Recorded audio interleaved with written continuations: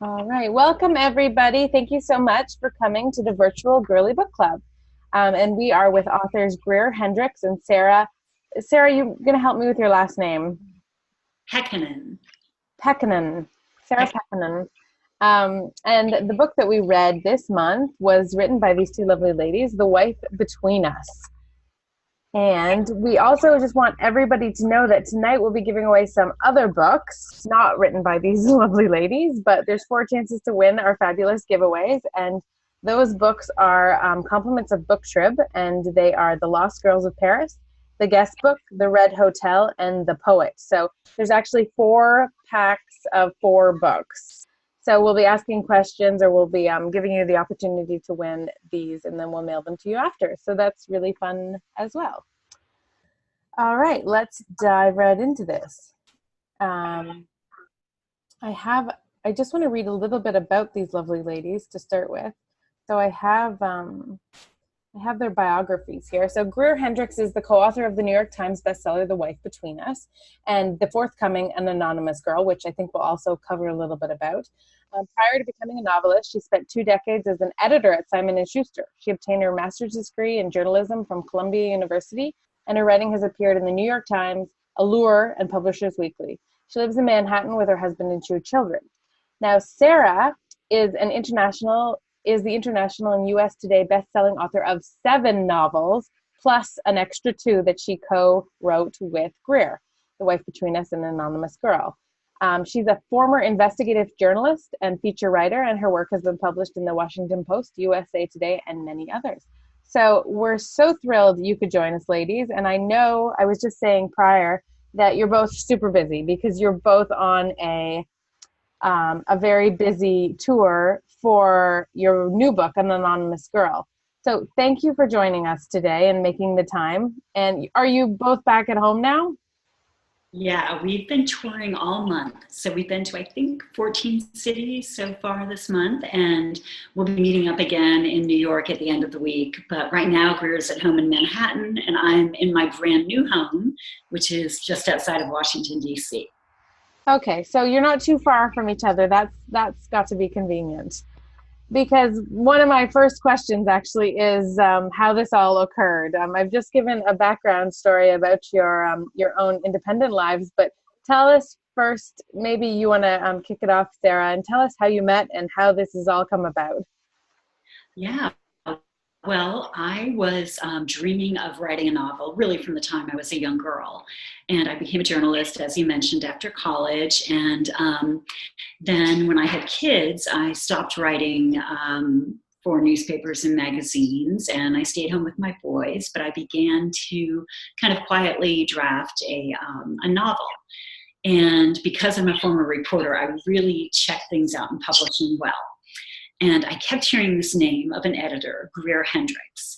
She edited some of the writers I love the most, Jennifer Weiner, and I mean, just the list goes on and on. She did, The Nanny Diaries, their follow-up book, Lauren Weisberger's book after Devil Wears Prada. And so I said to my agent when I had finished my book, I really want to work with Greer Hendricks. And Greer, Greer actually can take, we kind of finish each other's sentences, so she can probably tell you the second bit of this. Yeah, so Sarah's debut, The Opposite of Me, was sent to me, and I immediately fell in love with it. But I was, at that point in my career, I really wanted to form long relationships with authors. I joked that I was looking for marriages, not one-night stands. And when I read Sarah's debut, I loved it, but I really wanted to talk to her or meet with her. And so her agent brought her around to meet me and other editors, because I was not alone in appreciating her debut. So we met, and we immediately hit it off, and I persevered and acquired her debut. And we worked together on all those books that you mentioned before, the 7 solo books. I was her editor, and over our years working together, we discovered we had a number of uncanny similarities. So we both had studied psychology and journalism. We'd both played field hockey in high school. We both were and are terrible cooks. We're both the exact same age. We both are really close to our brothers, who are both named Robert. I mean, that's weird, right? So we got really close, and then I decided to leave corporate publishing. And in the back of my mind, I wanted to write, but I wasn't really telling anyone this secret because I just, I just didn't. But Sarah and I had remained really close, and so I confessed the secret to her that I wanted to write, and she said, "Let's write a book together." It's just, I'm very impulsive, very intuitive, and that's one of the differences between Greer and I. She's much more analytical. She tends to think before leaping. So I just kind of blurted it out. I had this immediate sense that Greer and I would write something special together. I knew we shared a lot of the same narrative instincts. I knew we were both very collaborative by nature, and it seemed as though she was kind of embarking on something new and different. At the same time, I was ready to try something new and different. So to me, it made perfect sense. But when I suggested to Greer, let's do this, her response was to say, "Let me think about it." I was basically, I guess I sort of thought I should do this on my own. It just seemed like that's, writers write solo. Why does Sarah want to write with me? She's written all these books on her own. But then I thought about it, and I realized, I'd edited hundreds of books. I'd written a couple of articles, but I didn't know how to write a book. And so 12 hours later, I emailed you. I emailed Sarah, and I said, yeah, let's do it. Let's do it. And so then, so that's how we joined forces. So just let me ask a question here, ladies. For anyone who doesn't know, can one of you, whichever likes to, but can one of you tell us a little bit about that relationship that an editor would have, and kind of like what role does your editor play in your manuscript or in your book?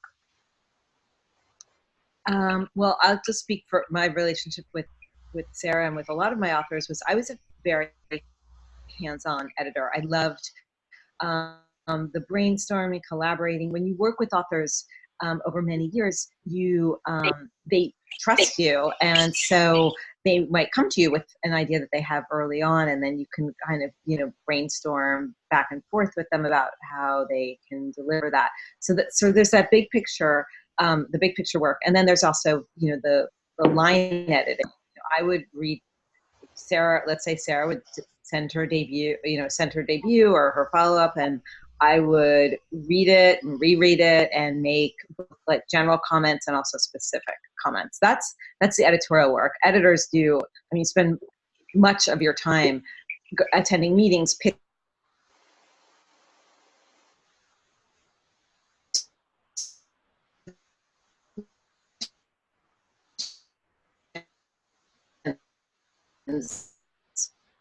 it's a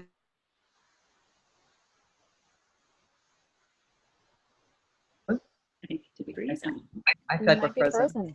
Oh, here we go. Okay. Sorry, ladies, I just lost you all for a minute.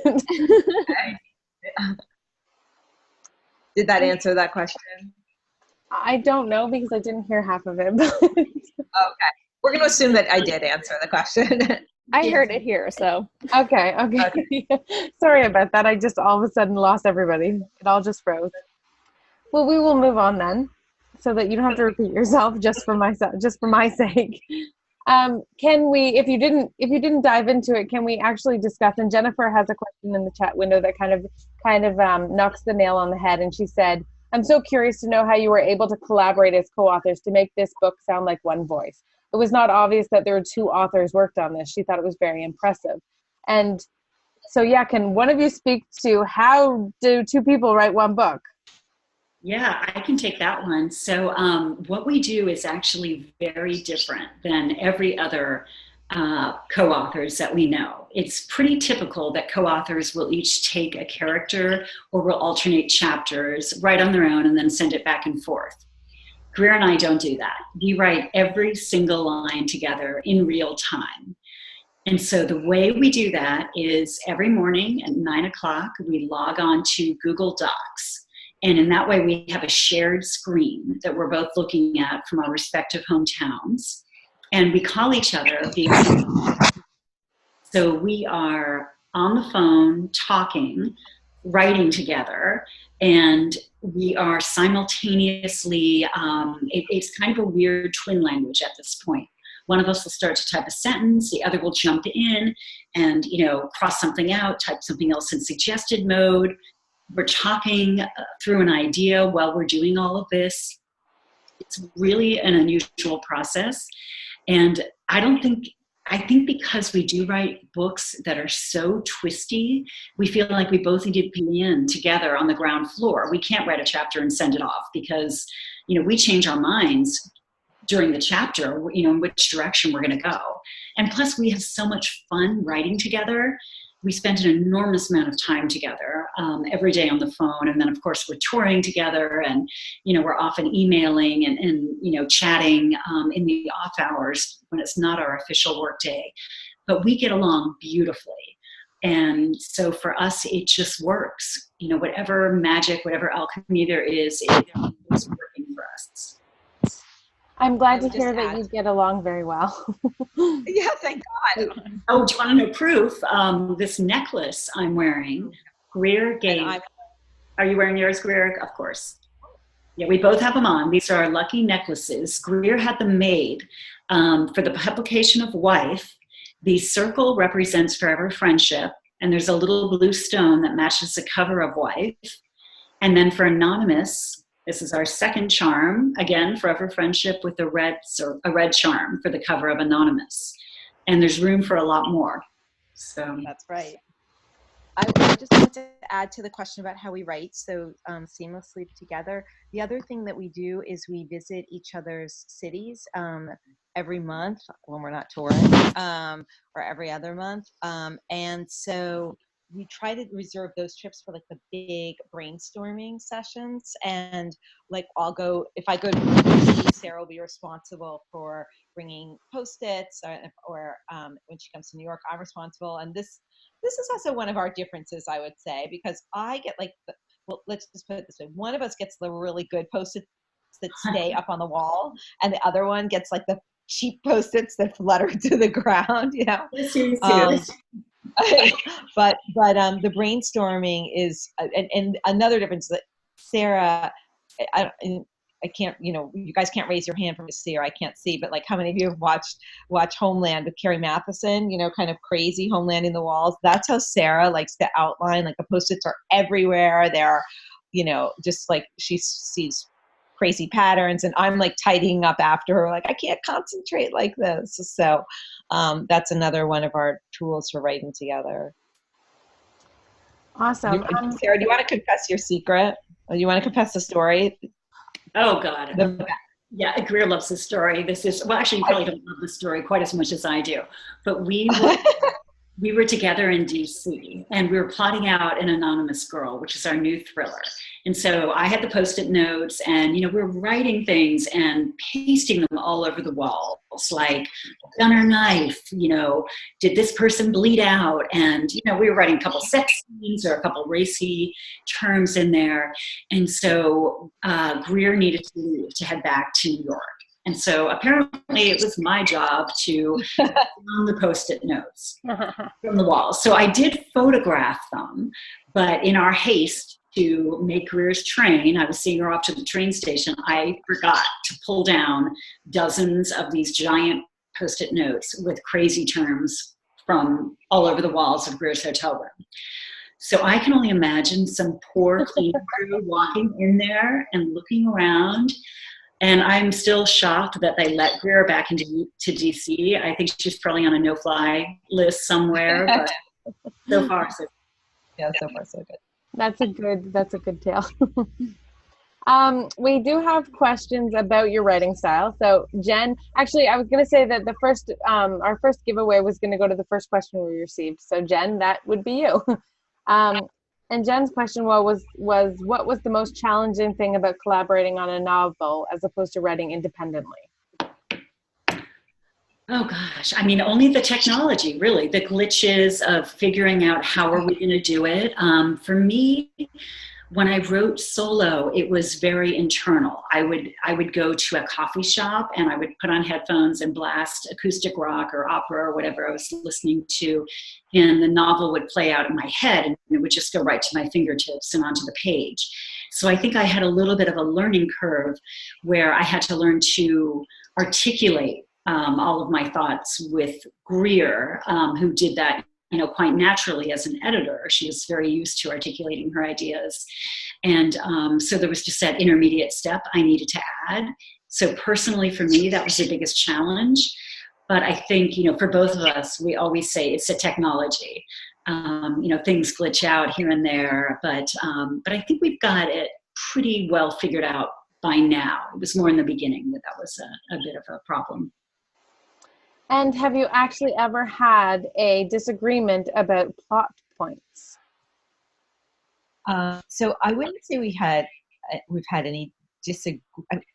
Well, people always want to know if there's like a cat fight going on, where we're like, but that hasn't happened. I mean, we disagree, but how we view it is that if something's not working for one person, it's just not working, because it just is. It just means that there's something that's not working in the scene or with that character.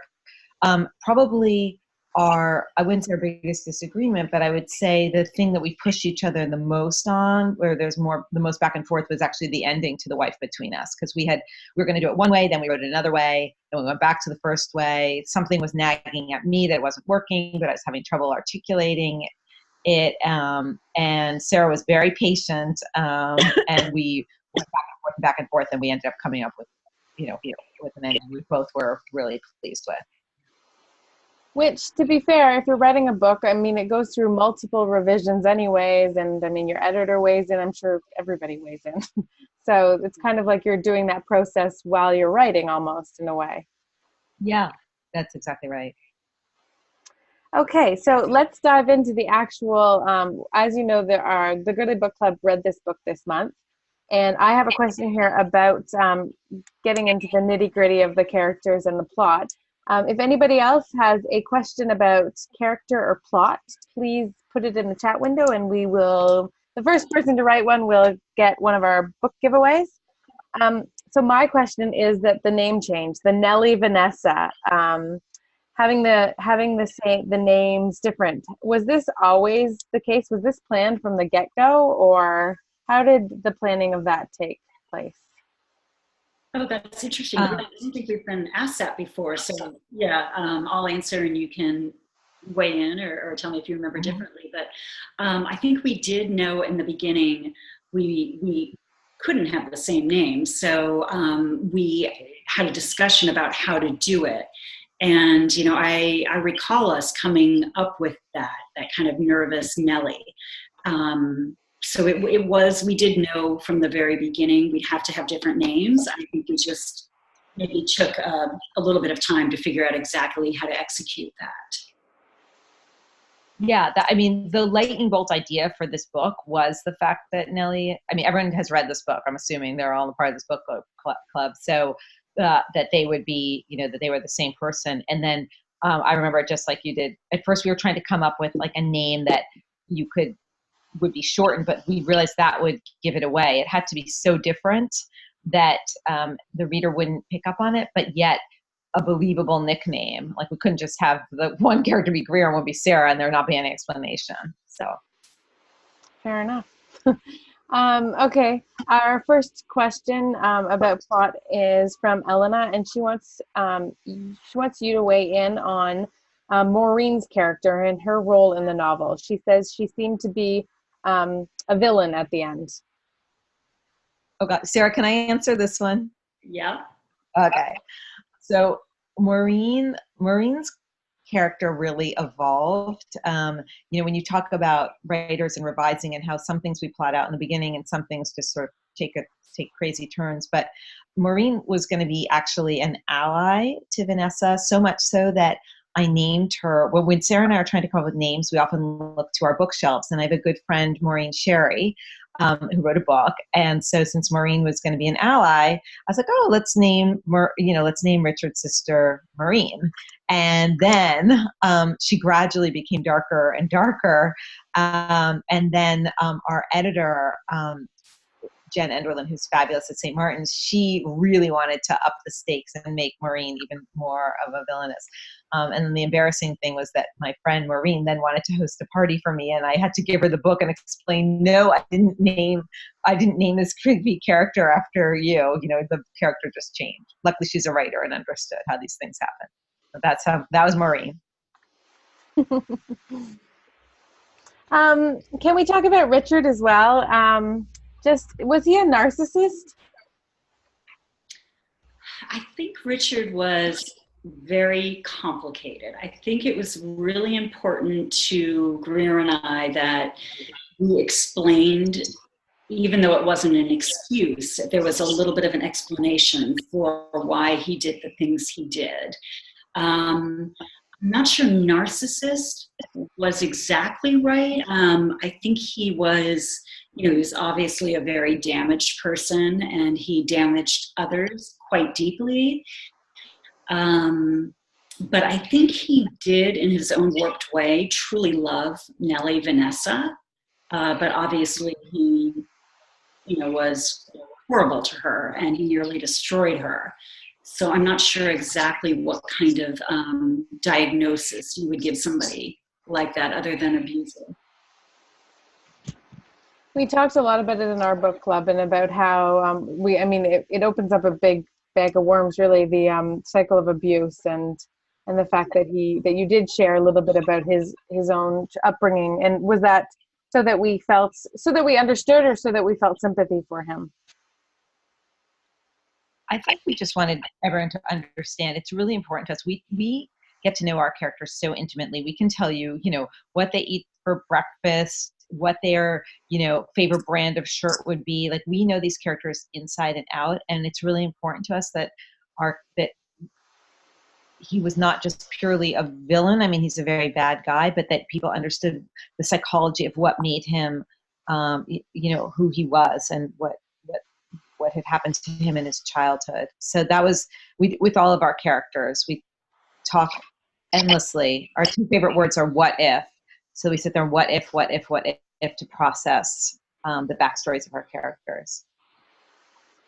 Okay. What happened? This is a personal question. What happened to the dog? We get that question so often. I know. Stories about Duke, and honestly, Greer and I we both love dogs. We both love dogs, and so our pact was Duke is fine. He is living out the life that Richard told Nellie. That part was truth. When Richard said to Nellie, he's with a family a few towns over. They've got a big yard. We imagined Richard had taken him somewhere and had left him, but that he did not kill or hurt Duke. Okay. And on the subject of the dog as well, did he get rid of the dog because he was jealous for her love for the dog? Yeah. So what's interesting is Nellie was sort of scared of dogs, and he got her a German Shepherd, which is not really the dog that you would get someone who's scared of dogs, right? It's not like a little fluffy, Havanese like I have. So he gets her this scary dog, but then, she was scared of him at first, but then they really connected, and she grew super attached to him. And then, like many abusive people who they want to be the primary, the most loved person or object or thing in someone's life, and so he was jealous of Duke. And it was also just a way to keep her unsettled. She was always questioning what was happening, what was reality. We do have some questions here from the audience. Sandy wants to know, she says, the college drowning seemed to come out of nowhere. What was your reason for adding that to the book? Oh, that was a big piece of why Nellie was nervous. Nellie, she probably was always anxious, but that was such a seismic thing that happened to her and really informed her character and haunted her. She felt such guilt and such pain over that, when she found Richard, who promised to keep her safe, ironically, he was the last person in the world who kept her safe. But it was one of the reasons she kind of fell into his arms. So to us, that was just a huge piece of Nellie. And it also structurally when Nellie believed she was being pursued by somebody who wasn't Richard. It kind of, that was sort of a foil that Richard used. He would pretend that Jason was after Nellie to keep her nervous and to keep her dependent upon him. So for us, that was really built into Nellie's character and was pretty vital. Yeah, and from the start, that was we thought about that very early on. Okay. Gretchen would like to know if Vanessa's mother was bipolar. I'm not sure we ever gave her a diagnosis either, but she definitely had. Was she manic depressive? Was she bipolar? I don't think we ever defined it, but she did have very extreme mood swings that affected Vanessa throughout, her childhood. And that was another thing that Richard then was able to use against Vanessa and, threat, sort of dangle that in front of her. Like, are you becoming like your mother, to make her feel like she was crazy when really she wasn't.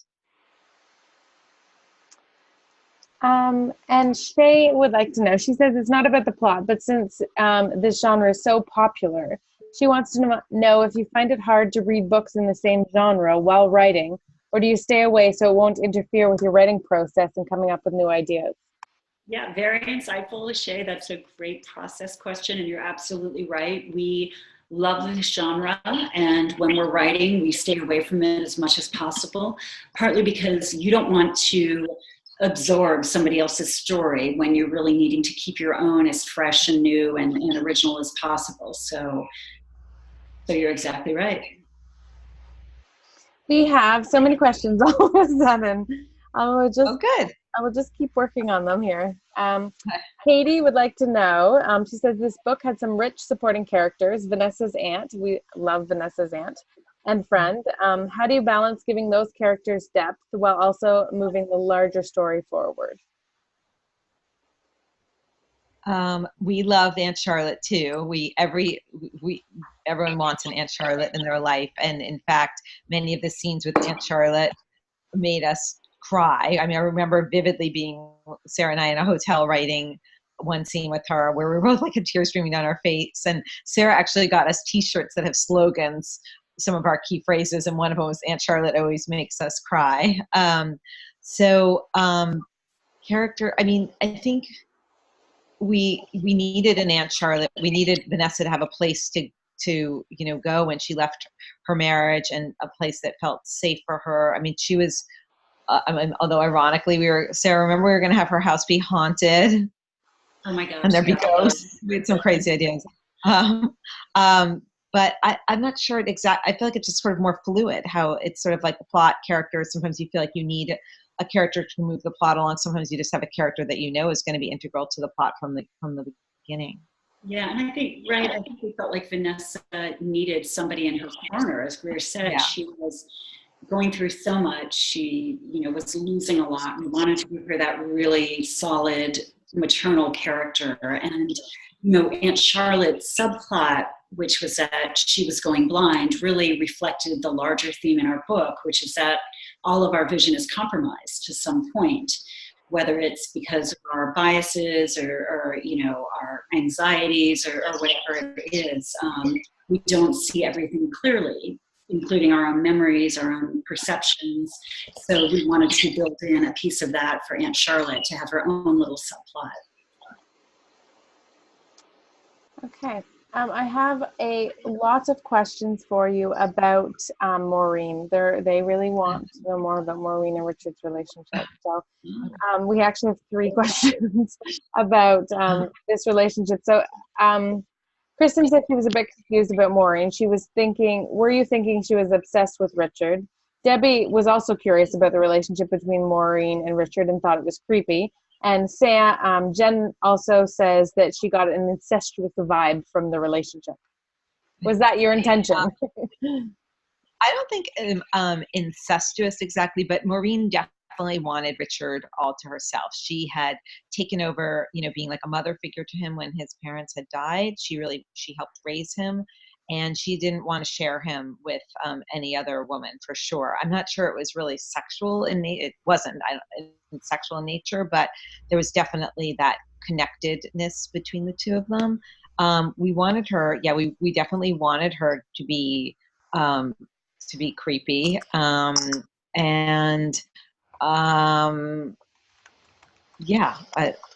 that was her role. I also found her a little bit creepy, and somebody was very rightly saying here that Sandy says that she thought it was especially creepy when she put on the wedding ring at the very end. Oh yeah. We love that, right, Sarah? We do. We kind of egg each other on sometimes. One of us will say something, the other will be like, "Oh, that's creepy. Go with that. Let's." We kind of have fun writing those darker scenes. But yeah, I mean, as Greer said, Maureen didn't have much in her life. She didn't really have anything. And just as Richard idealized Nellie as being the perfect bride and kind of wanting her all to herself, Maureen felt that way about Richard. She just he was sort of a possession in a way to her. And she was jealous of Nellie, but there was never anything, flowers in the attic in their relationship. They were just, platonic. So I actually have a question for a book win. So anybody who wants to write it, or it's just an opinion. So anybody who has an opinion, I just wanted to let us know when you decided things were slightly not what you thought. What point was it where you were like, okay, this doesn't make sense? If you can just type your answers in the right hand side. For me, it was the house. When he bought her a house, I thought that was super strange. This is a good question, Erin. Yeah, I love this. So we'll let you know what the answers are. We do have more questions here. Here we go. So Catherine would like to know if you could tell us a little bit more about Nellie, how Nellie sought out Richard's ex for a therapist. Oh, so this is a little tricky. We wanted the reader to think that Vanessa Nellie was going to see Richard's ex, Kate. Was going to see a therapist initially. But Kate was actually not a therapist. She was Richard's ex, and it just happened to be the setting felt a little sterile and formal because Kate had to be very careful. She was still terrified of Richard. So she didn't want to give anything away. So she would sit down with Nellie and ask her questions, trying to lead her to a truth. But she was actually not a therapist. And if you read super carefully, it'll say things like my meeting. We never said she was a therapist. Oh wow. Yeah, okay. we wanted the reader to think it was a therapist. She was a therapist. We also wanted Vanessa deliberetely says stuff to Richard to make him think that she just went to see a therapist too. So that way he never knew that she'd gone to go see Kate. But I will say that question, many people have misunderstood that. So we actually changed like 2 words in the paperback versus the hardcover to try to clarify, because that was, if I have to say, it was the one thing I feel like maybe we were maybe a little too subtle with in the book, because a lot of people were confused by that. Okay, fair enough. Well, thank you for clarifying it. You're welcome. Gretchen says here, thank you for sharing this with us, Gretchen. It's more of a comment than a question, but she says, as a former victim of domestic violence, the scene when Richard beats Vanessa after finding her notebook was riveting. It brought back a flood of emotions. I did want to ask on that subject, because I'm sure you've had lots of women come up to you, or men, or anybody kind of a victim of domestic abuse, and sort of how do you feel about that responsibility when you write about a subject like this? I mean, I think it's been so rewarding. Greer and I have gotten letters from readers as far away as Australia saying, I have gotten a little bit of hope from this book. You described a dynamic that either I saw with my parents or that I suffered through, and they felt like in a number of these letters, people have felt like seeing how Vanessa moved on and created a life for herself and was moving towards happiness gave them some hope. So, I mean, we would never claim to be experts in this arena and to know what anybody, goes through personally. We just are so happy that if our work is resonating, giving anybody a little bit of hope, a little bit of strength, we're really happy to do that because unfortunately there are, as you know, so many survivors of domestic abuse out there. So we're also happy that you're asking these sorts of questions and that we're able to talk about it. Going back to my previous question, when we asked our members what they thought the first sign was that things were slightly askew, everybody decided it was the bachelorette party. Can you discuss that? Was that when we were supposed to clue in that things weren't quite right? I think this is such a great question, Erin, because I never thought about when will the reader realize exactly that things aren't right. So I feel like there are probably little moments throughout. I'm not sure if we ever said, oh, that's exactly when. We tried to have Richard's behavior be, that the reader might experience it somewhat like Nellie did at first, which is like, is it nice that maybe he really truly is showing up to try to take me, to take me home because I might be tired at the end, that could he really rationalize that? Was that truly what he was doing? So there's a lot of his behaviors all along, like you buy someone a house, that could be a really, like you said before, maybe that is a nice gesture. I don't think we ever said this is the moment where we want the reader to have figure that out. Do you have a scene, Sarah, that you thought of? No, I mean, I know that we started trying to seed things in very early on, like, beautiful hair, don't ever cut it. Like, we had all these little things. But I think we wanted it to be kind of a slow build for the reader. But I've never thought like, okay, at this point, you should know as a reader. So I think it's a great question too. I love hearing. I find it so interesting that everybody says the bachelorette or the bachelorette party because didn't he catch her with another man at that? Yes, she was kissing Nick and pushed him away. So Slick Nick. So slick Nick the prick. She did, and then he punished her for that. Okay. All right. So that is all the questions we're going to ask about the actual book. But we do want to know more about your new book, if you don't mind sharing it with us. If anybody has a question for Anonymous Girl, you'll also get the first question will win another pack of our books. So if you haven't read it, though, you can absolutely still ask a question. I have read it. Ladies, what was it like writing the second novel together after having done such a successful job the first time round? Oh, thank you. Well, so when I was a book editor, I used to always tell my authors, get started on your second book before your first book comes out, because if the first book does poorly, you're going to feel demoralized. And if the first book does really well, there's going to be just, so much pressure. So we had finished an Anonymous, we were 2/3 of the way done with Anonymous Girl when Wife came out. There was pressure. We talked for months before we came upon the idea for that book. We talked and talked and talked because it was so important to us that we put out a book that was as strong, or stronger than our debut. So we've been thrilled. I mean, it came out on January 8th, and I mean, it debuted at #1 on the New York Times bestseller list. So we couldn't be happier with the response that we're getting from readers. And I do have a question about what you've just said, and this, you might not know this, but do you think that the success of the second book was based on the success of the first book? Or do you think people read it and people were reviewing it and it was just so, like, it was liked independently of your first book? Yeah, I mean, our publisher did an unbelievable job in getting the word out on both books. And they really, we have never seen an effort like they made for our books. So they were responsible for spreading the word. But I think, yeah, people did discover Wife. The paperback came out in November of Wife. So I think a lot of people discovered Wife, and then the first couple chapters of Anonymous were in the paperback.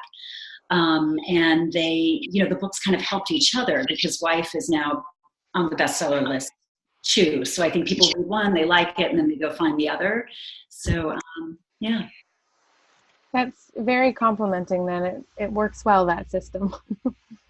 Beth wants to know if Greer's going to write a solo book at all. No way. I won the lottery. I could never do this by myself. I mean, the best thing about having a writing partner is, well, there's many, many wonderful things, but there's when you feel like worried or concerned, is this a good idea, bad idea? There's someone there to say, yeah, that idea is not a good idea, or yes, let's keep going. That's great. Like, and there's also an accountability. I mean, you can't have writer's block. We're on the phone together from 9 till 3, every day. And you can't be like doing your laundry or checking Instagram or, doing whatever, because we're on together all day long. So, no, I'm with Sarah as long as she'll have me. And even though I was slow to say yes, I'm the one who put the ring on it. I put the ring on it. So she's stuck with me. We are a writing team for life. So right now we are writing our third book together. We are writing the screenplay for Amblin Entertainment, which is part of DreamWorks, for The Wife Between Us. And we're executive producing the upcoming TV show for An Anonymous Girl. So we are completely joined. It's a lucky thing we get along so beautifully, because we always say we're together for life. We are a team in doing all of this. And, neither of us has any interest in writing on their own after it's been such a great experience together. Well, I'm glad that it went so well, because I can just imagine if things didn't go as well and you had to get a divorce, that could have been ugly. Oh my God, don't say it. Sarah, knock on wood right now. I'm knocking, rub your lucky. It sounds like you're in the clear. I mean, movies and television shows, it sounds amazing. And of course, we've all read your books and we love them. So, thank you. Thank you. Everybody always asks this question, but our members want to know who's going to play, if you were casting, not any official cast here, but if you were casting, who would play in your movie of The Wife Between Us? We love the idea of Margot Robbie. Oh, we think she'd be great. She's got such great range. And so that's someone we're excited about. We tossed out Naomi Watts or Scarlett Johansson, but I think we both would be really thrilled if, somehow could land in Margot Robbie's lap. Very cool. And Richard? Anybody for Richard?